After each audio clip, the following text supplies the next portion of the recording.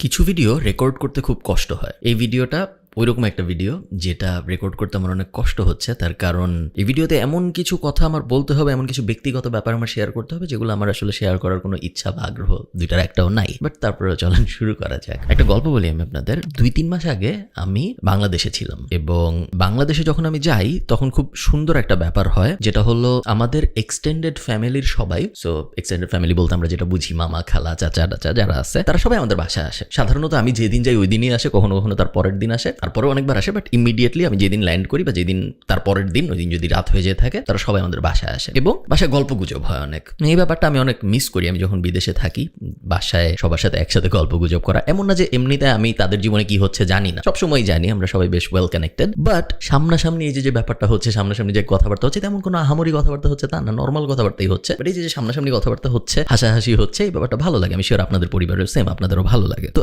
একটা দিনের কথা আমার স্পেসিফিক্যালি মনে আছে। ওই দিনটায় আমি ডাইনিং টেবিলে বসা ঢাকায় আমাদের বাসায়, এবং আমাদের পরিবারের আরো কিছু, আমার নিজের ফ্যামিলির কথা বলতেছি আমি, ফ্যামিলির আরো কিছু মানুষ ওই সেম ডাইনিং টেবিলেই বসা। তো ওই যারা বসা তাদের মধ্যে একজন আরেকজনকে জিজ্ঞেস করতেছে যে তুই কি জানিস একটা ঝামেলা হয়েছে যে? তো ওইজন জিজ্ঞেস করছে কি ঝামেলা? তো ইনি বলছে যে এক টিকটকার আছে, সেই টিকটকারের তার থেকে বড় বয়সী এক মহিলার সাথে বিয়ে হয়েছে, সম্পর্ক হয়েছে, এবং তারপরে তাদের মধ্যে একটা পারিবারিক কলহ হয়েছে। এই টিকটকার তার থেকে বড় বয়সী যে মহিলা, এই দুইজনের যে কাপল, ছেলেটা মহিলাটাকে মারছে, মারার পরে তাকে 300 ফিটে বসুন্ধরায় ফেলে রেখে আসছে। তো যাকে বলা হয়েছে সে বলতেছে হ্যাঁ জানবো না কেন, এই কাহিনী তো সবাই জানে, আমিও জানি। শুধু তাই না, এরপরে উনি আরো এলাবোরেট করছে ব্যাপারটা যে না শুধু এইটুক জানো তুমি, এর থেকেও বেশি জানার আছে। এই যে মহিলা, এই মহিলার আগে এই বিয়ে হয়েছিল, উনার এই বাড়ি আছে, তারপরে উনার এই টিকটকারের সাথে এরকম সম্পর্ক হয়েছে, এবং সম্পর্ক হওয়ার পরে এই হয়েছে, তারপরে ফাইনালি হইলো যে এই মারামারি। আগের পুরো প্রি হিস্টোরি তো তোমার জানতে হবে। যে জিজ্ঞেস করছিল সে বললো হ্যাঁ এত কিছু তো আমি জানতাম না, থ্যাংক ইউ আমাকে জানানোর জন্য। পুরো টেবিলে 2-1 জন এরকমও ছিল যারা আসলে জানতো না পুরো ব্যাপারটা কি, এবং তাদের দিকে অন্যরা এমন দৃষ্টিতে তাকালো যেই দৃষ্টি আমরা সাধারণত আগে, ধরেন কেউ যদি আপনাকে বলতো, ধরেন পূর্ণবয়স্ক একটা মানুষ, সে আপনাকে বলছে যে সূর্য পৃথিবীর চারিদিকে ঘুরে নাকি পৃথিবী সূর্যের চারিদিকে ঘুরে আমি ঠিক জানি না, তো তখন আপনি তার দিকে যেই দৃষ্টিতে তাকাবেন, ওই টিকটকের কাহিনীটা না জানার কারণে ওই দুইজনের দিকেও বাকি সবাই একই দৃষ্টিতে তাকালো যে এইরকম একটা ন্যাশনাল টকিং পয়েন্ট তোমরা জানো না কিভাবে। তার ঠিক 2-3 দিন পরের কথা, আমি মিরপুরে এক জায়গায় বসে আছি এক সরকারের খুব উচ্চ পদস্থ কর্মকর্তার সাথে, এবং যার সাথে আমি বসে আছি সে পাওয়ারের দিক থেকে আমার অনেক অনেক উপরে, আমার থেকে অনেক বেশি পাওয়ারফুল, সে বয়সেও আমার অনেক বড়, এবং তাকে আমার মানুষ হিসেবে বেশ ভালো লাগে। সে ভালো একজন মানুষ, আসলে তার মধ্যে কোনো দোষ নাই। তো সকালবেলার কথা, উনি আমাকে বলতেছে ফারহান তুমি কি জানো এই যে এক নায়ক, এই নায়ক বঙ্গবন্ধুর একটা বায়োপিক করছিল, ওইটার জন্য সে 1 টাকা নিছিল সম্মানী, এবং তার বদলে সে এখন রাজুক থেকে 10 কাঠা প্লট পাচ্ছে। তুমি দেখো সে কিরকম ব্যাপারটা জিতলো। তার কাছ থেকে আমি এটা সকালবেলা শুনলাম। দুপুরবেলা আমি এক জায়গায় খেলতে গেছি, ওখানেও সেম ডিসকাশন যে ভাই দেখেন এই ব্যাপারটা হইলো। ওই দিনের টকিং পয়েন্ট ছিল পুরা দেশের আরেফিন শুভ 1 টাকার বিনিময়ে বঙ্গবন্ধুর বায়োপিক করেছেন, এবং এই কারণে উনি 10 কাঠা প্লট পাইছে। 1 টাকায় যেভাবে 10 টাকার প্লট পাওয়া যায়, ওইটা ছিল ওই দিনের টকিং পয়েন্ট। আমি এই জিনিস আপনাদের কেন বলতেছি? আমি এই জিনিস আপনাদের এই কারণে বলতেছি কারণ আমরা খুব ভয়ঙ্কর একটা সময়ের মধ্যে দিয়ে যাচ্ছি, এবং আমরা যে ভয়ঙ্কর একটা সময়ের মধ্যে দিয়ে যাচ্ছি এই ব্যাপারটা আমরা নিজেরাও রিয়েলাইজ করতেছি না। আমাদের চিন্তা চেতনা ভাবনা সবকিছু সোশ্যাল মিডিয়া কেন্দ্রিক হয়ে যাচ্ছে, এবং সোশ্যাল মিডিয়ায় ওই পার্টিকুলার দিনে, ওই পার্টিকুলার সপ্তাহে যে জিনিসটা ভাইরাল হয়, পুরা দেশের টকিং পয়েন্ট সেটাই হয়ে যায়, যেটা খুবই আনফরচুনেট একটা ব্যাপার, এবং এর থেকে ভয়ঙ্কর কোনো কিছু হইতে পারে বলে আমার মনে হয় না। কেন আমি আরেকটু এলাবোরেট করবো, বাট আপনি একটু চিন্তা করেন। আমি শিওর আপনারা বিভিন্ন দেশের মানুষদের সাথে কাজকর্ম করছেন, বিভিন্ন দেশের মানুষদের সাথে ওঠা বসা করার সুযোগ হয়েছে। আমি আয়ারল্যান্ডে সেলস টিম চালাই, সো আমি আমাদের টিমের সাথে আমার অনেক কথাবার্তা হয়। এরকম কখনো হয় না আনলেস খুব বড় ইভেন্ট, ধরেন আমেরিকায় সুপার বোল হচ্ছে, ফুটবল ওয়ার্ল্ড কাপের ফাইনাল হচ্ছে, বড় একটা ইলেকশন হচ্ছে, বড় ইভেন্টগুলা বাদ দিয়ে নর্মাল একটা কন্ট্রোভার্সি, নর্মাল একটা গসিপ, যেগুলো আগে শুধু ট্যাবলয়েড পত্রিকায় পাওয়া যেত, ওই পত্রিকাগুলা পড়তে গেলেও মানুষ যে পড়তো তার দিকে এমন ভাবে তাকাইতো যে পড়তো সে নিজেই লজ্জা পাইতো যে আমি কি পড়তেছি ভাই, আমি কি দেখতেছি। ট্যাবলয়েড পত্রিকার স্ট্যান্ডে একদম কোনার দিকে থাকতো, ওই ম্যাগাজিনগুলা কেউ পাবলিক প্লেসে ধরার সাহস পাইতো না। সেই জিনিস এখন হয়ে গেছে আমাদের ন্যাশনাল ডিবেটিং পয়েন্ট, সেই জিনিস এখন হয়ে গেছে আমাদের ন্যাশনাল আলোচনার টপিক, যেটা বাংলাদেশ ছাড়া আর কোথাও হয় না। বাংলাদেশ ছাড়া আর কোনো দেশে আমি এই জিনিস হইতে দেখি না যে সোশ্যাল মিডিয়ায় যেই জিনিস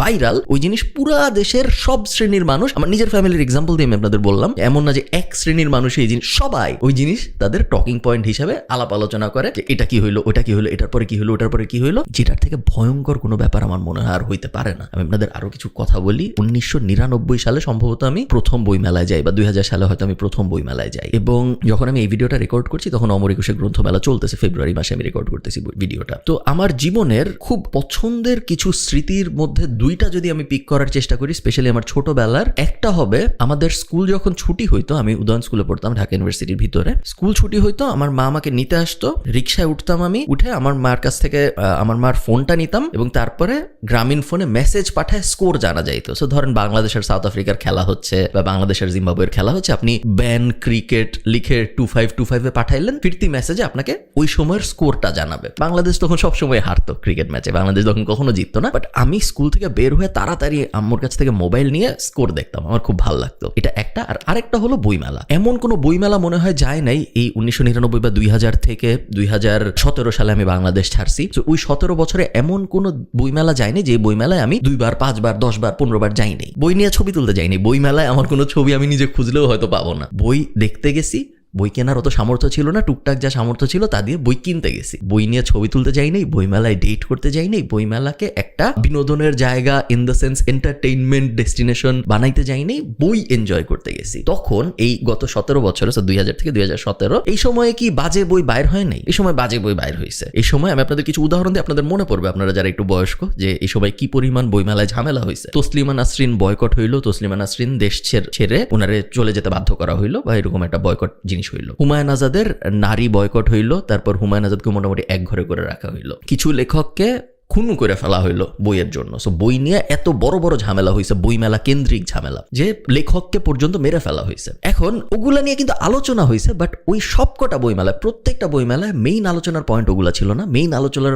পয়েন্ট ছিল ভালো বই কি কি আসছে, কি কি বই আমি কিনবো, কি কি বই তুই কিনছিস, তোর কাছে কি কোনো বইয়ের লিস্ট আছে নাকি, আমাকে দে, আমার লিস্টটা তুই দেখ আমরা কি কি বই কিনতে পারবো। সব বইমেলায় ঝামেলা হয়েছে, সব বইমেলায় ক্যাচাল হয়েছে, প্রত্যেক বইমেলায় কাহিনী হয়েছে, বাট প্রত্যেক বইমেলার হাইলাইট বইমেলা শেষে যেটা ছিল সেটা হলো এই 10টা বই খুব ভালো, তার মধ্যে এই 3টা বই খুবই ভালো, এগুলো আপনার কেনা উচিত, এগুলো আমি কিনছি, আমার খুব ভালো লাগছে, তুই কিনতে পারিস, কোনো সমস্যা নেই, এই যে আমারটা নেই, আমারটা পড়। এইগুলা ছিল প্রত্যেকটা বইমেলার কাহিনী। এবং আমার মনে আছে জানুয়ারি মাসে পেপারে যখন অ্যাড আসতো, বইয়ের বিজ্ঞাপন আসতো, এবং আমরা বিজ্ঞাপন কেটে রাখতাম এবং মনে মনে প্ল্যান সাজায় রাখতাম যে বইমেলা খুলবে, প্রথমে আমার এই প্রকাশনীতে যাইতে হবে, তারপরে আমার এই প্রকাশনীতে যাইতে হবে, কারণ বইমেলা শেষ হওয়ার আগে আমার যত বেশি সম্ভব প্রকাশনী কভার করতে পারি করতে হবে। প্রথম দিন বইমেলায় সাধারণত প্রাইম মিনিস্টার উদ্বোধন করতে যাইতো, এবং প্রথম দিন বইমেলা একটু দেরিতে শুরু হইতো, 3টা-2টার দিকে, বাট প্রাইম মিনিস্টার যেহেতু উদ্বোধন করতে যাইতো, সাধারণ মানুষ 4টা 5টা 6টার আগে ঢুকতে পারতো না অনেক সময়। তো ওই অ্যাঙ্গেলের প্ল্যানও সাজানো হইতো, আমি সাজাইতাম যে প্রাইম মিনিস্টার কখন বাইর হবে, আমি কখন ঢুকতে পারবো, তারপরে কতক্ষণ সময় থাকবে পুরো বইমেলা সার্কেল করে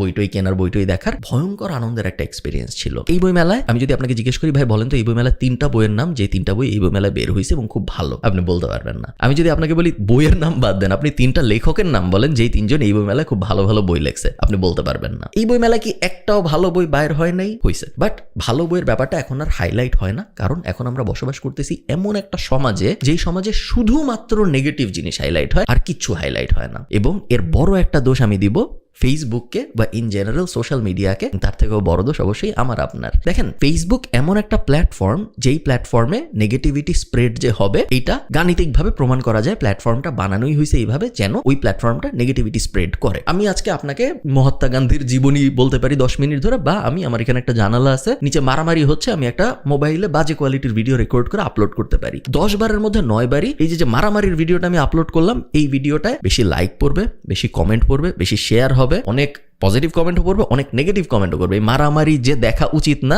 এইটা বললে নিচের কমেন্টের লোকটা উপরের কমেন্টের লোকটাকে গালি দিবে, দুইজনই গালাগালিটা করবে সেম ভিডিওর নিচে, যেই ভিডিওটা ওই দুজনের কারোরই দেখা উচিত ছিল না। এবং 1 সপ্তাহের মধ্যে এই মারামারিটা হয়ে যাবে টকিং পয়েন্ট। মহাত্মা গান্ধীর video nobody gives a shit. এখন আমি আপনাদের বলতেছি না যে আপনি সারাক্ষণ জ্ঞান গর্ভ আলোচনা করবেন, আপনি আতেল হয়ে যাবেন, সারাক্ষণ আপনার দিন যাবে হইল জ্ঞানের পরিচর্যা করে নিজের, আমি এটা বলতেছি না আপনাদের। বাট আমার মনে হয় যখন আপনার রেশিওটা এইরকম হয়ে যাবে যে 99% সময়ই আপনি আসলে আজাইরা জিনিস গসিপের পেছনে কাটাচ্ছেন, এবং 1% সময় হয়তো আপনি একটু নর্মাল জিনিসপত্রের দিকে কাটাচ্ছেন, তখন এটা একটু চিন্তার বিষয় যে আমরা আসলে কোন দিকে যাচ্ছি as a society, as a সমাজ। আমার মনে আছে আমি যখন স্কুলে বা কলেজে পড়ি, তখন আপনারা যারা একটু পুরান কাহিনী মনে রাখেন তাদের মনে থাকবে একটা কার্টুন ছিল ডোরেমন, এবং ওই সময় ডোরেমন, তারপর পারম্যান, তারপরে এরকম আরো 3-4টা জাপানিজ কার্টুন ছিল, যেগুলো প্রথমে ইন্ডিয়ায় ইম্পোর্ট করা হলো এবং তারপর ইন্ডিয়ার থেকে বাংলাদেশ ইম্পোর্ট করা হইলো, বাংলাদেশে ডোরেমন দেখানো শুরু হইলো। তো এই ডোরেমন যখন দেখানো হচ্ছে বাংলাদেশে, এটা একটা হিন্দি কার্টুন ছিল, Hindi dubbed cartoon, so main ভাষা জাপানিজ বাট হিন্দিতে করে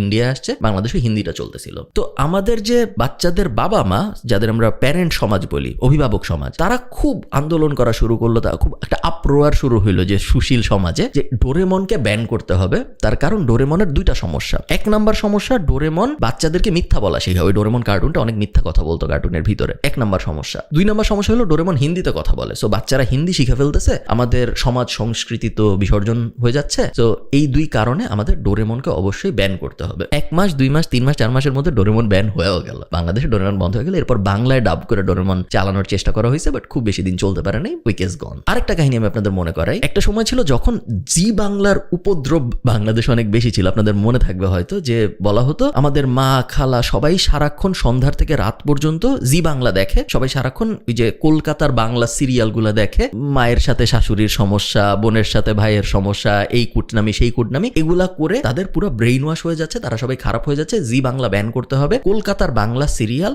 বাংলাদেশে টেলিকাস্ট ব্যান করতে হবে, কারণ আমাদের মা বোনরা ধ্বংস হয়ে যাচ্ছে সিরিয়াল দেখে দেখে। এগেইন সুশীল সমাজ আপ্রোয়ার, ইভেনচুয়ালি ব্যান হয়েছে। আপনারা ব্যাপারটা বুঝতে পারেন নাই, গত 4 বছরে ডোরেমনের সমস্যা যোগ এই যে আমাদের মা খালার এই যে চ্যানেলের সমস্যা, যেটা জি বাংলার সমস্যা আমরা বলতেছি, এগুলা 300 গুণ বেশি হয়ে ফেসবুক ওয়াচের ভিতরে এবং ইউটিউবের ভিতরে আত্মপ্রকাশ করছে। ডোরেমনে এটলিস্ট কেউ একজন দেখছে, জাপানে যখন প্রথম কার্টুনটা বানানো হয়েছে কেউ একজন ম্যানুয়ালি এই জিনিসটা দেখে স্ক্রিপ্ট বানায় অ্যাপ্রুভাল দিছে। সিরিয়াল যখন ছাপানো হয়েছে টিভিতে, তখন সিরিয়াল যে অ্যাপ্রুভাল সিরিয়ালের পরিচালক থাকে, একটা ডিরেক্টর থাকে, খারাপ, বাট ওই খারাপের একটা লিমিট আছে। সোশ্যাল মিডিয়ায় যখন কিছু আপলোড করা হয় এখন, এই খারাপের কোনো লিমিট নাই, এবং আমরা একটা নেগেটিভ সার্কুলার মোশনের মধ্যে আছি, যেখানে প্রত্যেকে নতুন খারাপের ব্যারিয়ার সেট করতেছে, তার কারণ আগের খারাপে আর কাজ হচ্ছে না। আমি একটু এলাবোরেট করি, তাহলে আপনার বুঝতে সুবিধা হবে যে কেন এই ব্যাপারটা এত বেশি ভয়ঙ্কর, এবং আমি কেন এই বিষয়টা নিয়ে অনেক বেশি চিন্তিত, এবং আমার মনে হয় আপনাদেরও চিন্তিত হওয়া উচিত। দেখেন, হিউম্যান বিং এর সেন্সিটিভিটি টলারেন্সের একটা বিষয় আছে, যে আপনি মনে করেন আজকে রাস্তায় হাঁটতে বের হয়েছেন, আপনি রাস্তায় হাঁটতে বের হয়ে দেখলেন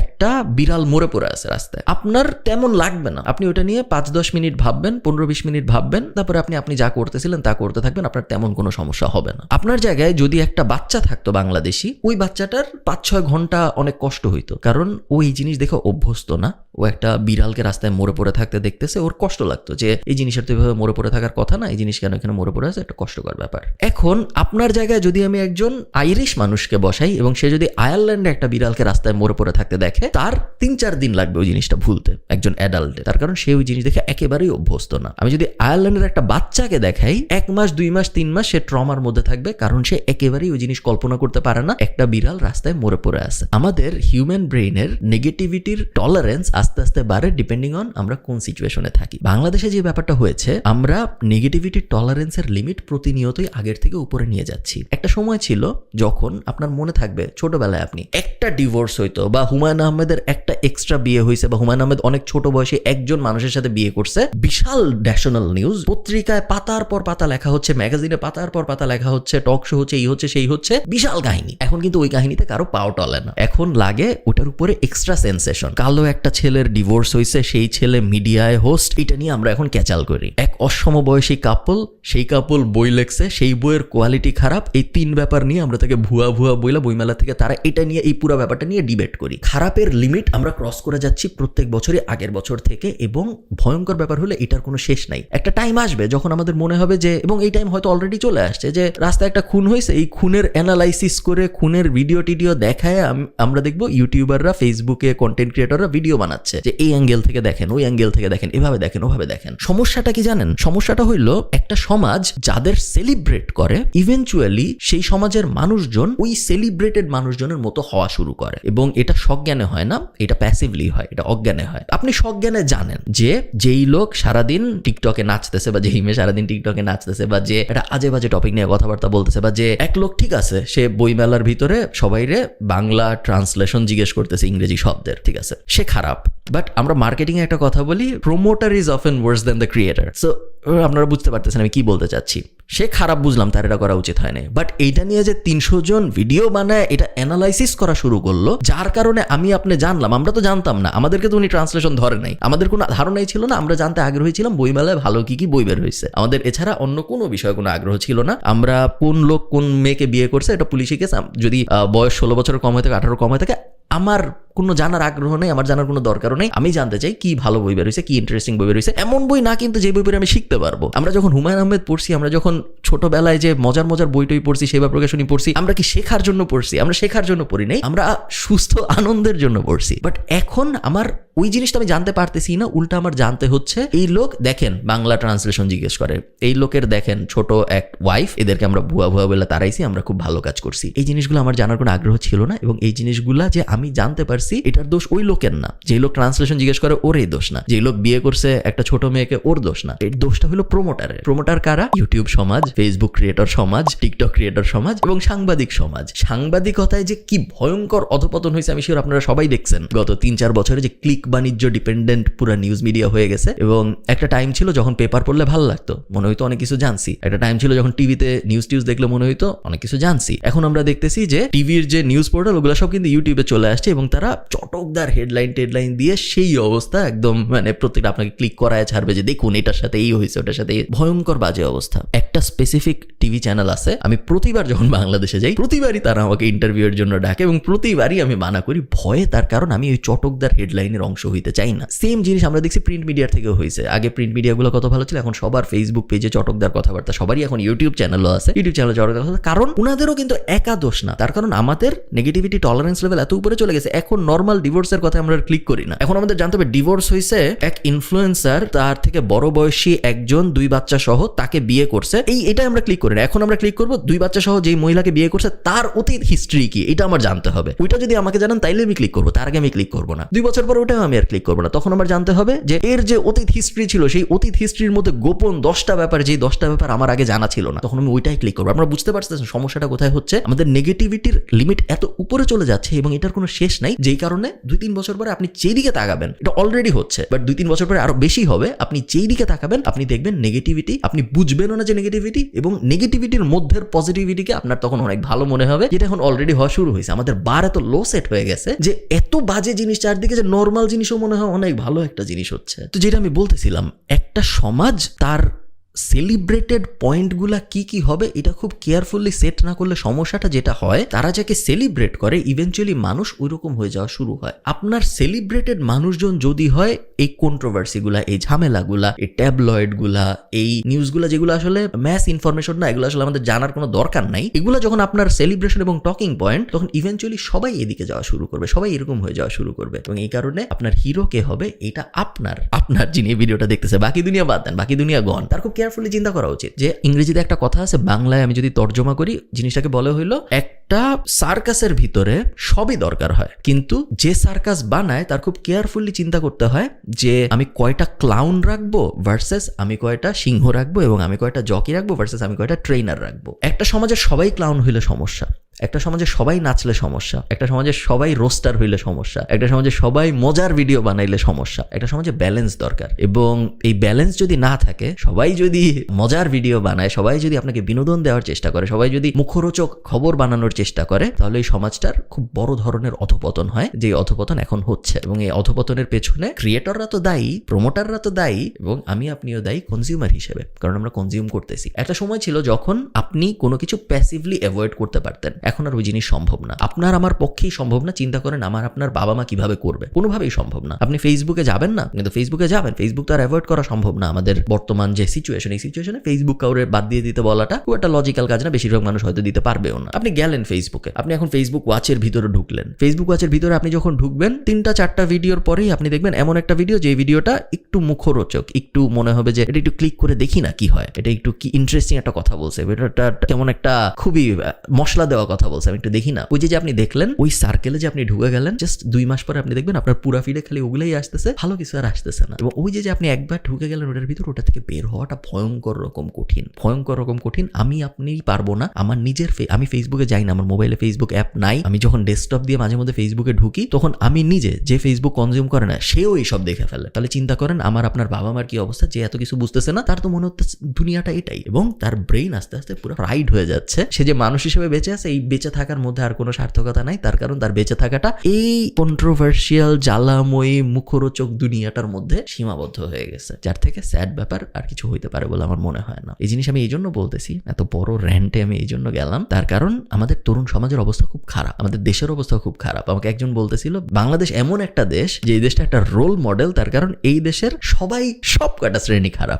এমন দেশ আছে যে দেশের রাজনীতি খারাপ, বাট ওই দেশের সাংবাদিকরা এটা নিয়ে অনেক কথাবার্তা বলে, বা ধরেন রাজনীতি এবং সাংবাদিকরা খারাপ, বাট ওই দেশের যে জনপ্রিয় নায়ক নায়িকা তারা এটা নিয়ে মাঝে মধ্যে ইন্টারভিউতে প্রোটেস্ট করে যে দেখুন দেশের কি খারাপ অবস্থা হয়েছে, দেখুন সমাজের কি খারাপ অবস্থা হয়েছে, দেখুন সাংবাদিকদের কি খারাপ অবস্থা হয়েছে। কিছু দেশ আছে রাজনীতি খারাপ, সাংবাদিক খারাপ, নায়ক নায়িকা খারাপ, বাট ওই দেশের খেলোয়াড়রা আবার ভালো। ওই দেশের খেলোয়াড়রা মাঝে মধ্যে ওই যে টেক দ্য নি, ওরা প্রোটেস্ট করে বিভিন্ন বিষয়ে, ব্ল্যাক লাইভস ম্যাটার হ্যান ত্যান, এগুলো নিয়ে বিভিন্ন প্রোটেস্ট করে খেলোয়াড়রা। বাংলাদেশ এমন একটা দেশ যে দেশের সবাই হোলিস্টিকলি খারাপ। তো সাংবাদিক খারাপ, রাজনীতি খারাপ, নায়ক খারাপ, গায়ক খারাপ, কন্টেন্ট ক্রিয়েটর খারাপ, সবাই খারাপ। হোলিস্টিকলি আমরা সবাই খারাপ, সবাই একসাথে অংশ। তো যেই দেশের এরকম ভয়ঙ্কর অবস্থা, সেই দেশের কোনো ভবিষ্যৎ কিন্তু খুব বেশি আসলে দেখা যায় এরকম না। এবং আপনি যদি কাছের থেকে দেখেন, আমাদের যেহেতু ধরেন আমি এই যে ভিডিও বানাই, ভিডিও আমার মেইনলি দেখা হইলো 25 থেকে 34 বছর বয়সী মানুষ, প্যাসিভ জার্নাল আছে যেখানে 22,000-এর মতো মানুষ আছে। আমি খুব কাছের থেকে তরুণ সমাজ দেখি এবং কাছের থেকে দেখে আমি প্রত্যেক দিন এই রিয়েলাইজেশন আরেকবার পাই যে আমাদের অবস্থা খুব ভয়ঙ্কর এবং আমরা প্রতিনিয়তই আরো খারাপের দিকে যাচ্ছি। আমার কথা আপনার বিশ্বাস করতে হবে না। আপনি আপনার বাবাকে, আপনি আপনার অনেক বড় কোনো ভাই থাকলে তাকে, বা আপনার দাদাকে, চাচাকে জিজ্ঞেস করেন যে আপনারা যখন ছোট ছিলেন আপনারা কি নিয়ে আলাপ আলোচনা করতেন, আপনারা যখন কলেজে পড়তেন, আপনারা যখন ইউনিভার্সিটিতে পড়তেন, আপনারা কি নিয়ে আলাপ আলোচনা করতেন বলেন তো? আপনারা বন্ধুরা এক হইলে বা চায়ের দোকানে গেলে বা কোনো একটা ডিবেটিং পয়েন্টে বসলে কি নিয়ে কথাবার্তা হইতো মেইনলি? আপনি দেখবেন কি কি ইন্টারেস্টিং টপিক বের হয়, অনেক ইন্টারেস্টিং টপিক বের হবে। বাট আপনি নিজে চিন্তা করেন তো, আপনি আপনার বন্ধুদের সাথে কি নিয়ে কথাবার্তা বলছেন লাস্ট গত 1 মাসে 2 মাসে? আপনি কথাবার্তা বলছেন নর্থ সাউথের নাচ নিয়ে, আপনি কথাবার্তা বলছেন বই মেলার ভিতরের এই ঝামেলাগুলা নিয়ে। আমি ঠিক জানি না যে কি হবে, বাট আমার খুব ভয় লাগে, তার কারণ আমার ধারণা খুব বাজে সময় আসতে যাচ্ছে আমাদের তরুণ সমাজের জন্য। একদিকে আমাদের এই যে 5th ইন্ডাস্ট্রিয়াল রেভলিউশন পার হয়ে এআই এর যুগ চলে আসছে। সো মিড লেভেল এবং লো লেভেল ওয়ার্কারদের আস্তে আস্তে আমরা রিপ্লেস হয়ে যাইতে দেখতেছি। গত পরশুদিন আমার একজনের সাথে কথা হয়েছে যে বিআরটিএতে কাজ করতো, তার কাজ বাংলাদেশে বিআরটিএতে কাজ করতো, তার কাজ অটোমেশন এসে রিপ্লেস করে দিছে, তার চাকরি চলে গেছে। সো বাংলাদেশের মতো জায়গায়, সরকারি একটা জায়গায় এই জিনিস আমি হইতে দেখছি। সো আপনি চিন্তা করেন ইন্টারন্যাশনালি কি হচ্ছে। আমরা প্রত্যেক দিন আমরা নতুন অটোমেশনের সন্ধান পাচ্ছি, যার কারণে আমাদের ম্যানুয়াল লেবার লাগতেছে না। এবং আমাদের বেশিরভাগ ওয়ার্কফোর্স, বেশিরভাগ তরুণ সমাজ যেহেতু মিডিওকার, এই কারণে তাদের উপরেই খড়গটা সবার আগে পড়বে। এইটা আমি পুরো ক্লিয়ারলি দেখতেছি এবং এই কারণে আমি ভয় পাচ্ছি। তার কারণ আমি জানি না আমাদের এই তরুণদের কি হবে, যারা এখন স্কুলে পড়তেছে, যারা এখন কলেজে পড়তেছে, যারা এখন ইউনিভার্সিটিতে পড়তেছে, তাদের কি হবে। এখন আমি এটা বলতেছি না আপনাদের যে ভাই তুই যদি ইউটিউবে বা ফেসবুকে বাজে ভিডিও না দেখিস তাহলে তোর জীবন অনেক সুন্দর হবে, এটা আমি বলতেছি না। বাট এটা একটা স্টেপ আপনার মাইন্ডসেট ঠিক করার, কারণ এখন আপনার নিজের দায়িত্ব পুরোপুরি নিজের নিতে হবে। অন্য কেউ নেবে না, অন্য কারো পক্ষে নেওয়া সম্ভব না। উল্টা অন্য সবাই আপনাকে উল্টা দিকে টানা শুরু করছে। আপনার অ্যাক্টিভলি এখন চেষ্টা করতে হবে যে না, আমি আগামী 10 বছর এই জিনিস করতে চাই, আমি এইরকম একজন মানুষ হইতে চাই যেন আমি পিছন ফিরে তাকাইলে আমার বাচ্চা যখন আমাকে জিজ্ঞেস করবে, ভাই, বাচ্চা তো আপনাকে ভাই বলবে না, বাপ তুমি কি করতা, আপনি যেন তাকায় বলতে পারেন যে না, আমি সারাদিন রোস্টারদের ভিডিও দেখতাম না, আমি সারাদিন টিকটকারদের ভিডিও দেখতাম না, আমি এই 10টা জিনিস করছি, দেখো এই 10টা জিনিস নিয়ে তুমি প্রাউড হইতে পারো। তুমি তোমার বন্ধু বান্ধবদের যে বলতে পারো যে আমার বাপ এই 10টা জিনিস করছে বা আমার মা এই 10টা জিনিস করছে। ওই জিনিস এখন হচ্ছে না। এটাই আমার আজকের ভিডিওর পয়েন্ট। এবং আমি চাই আপনারা একটু সতর্ক হন, জাস্ট একটু সতর্ক হন, এবং আপনার নিজের ছাড়া আপনার বাঁচার আর কোনো উপায় নেই। খুব ভয়ঙ্কর সময় আসতে যাচ্ছে সামনে।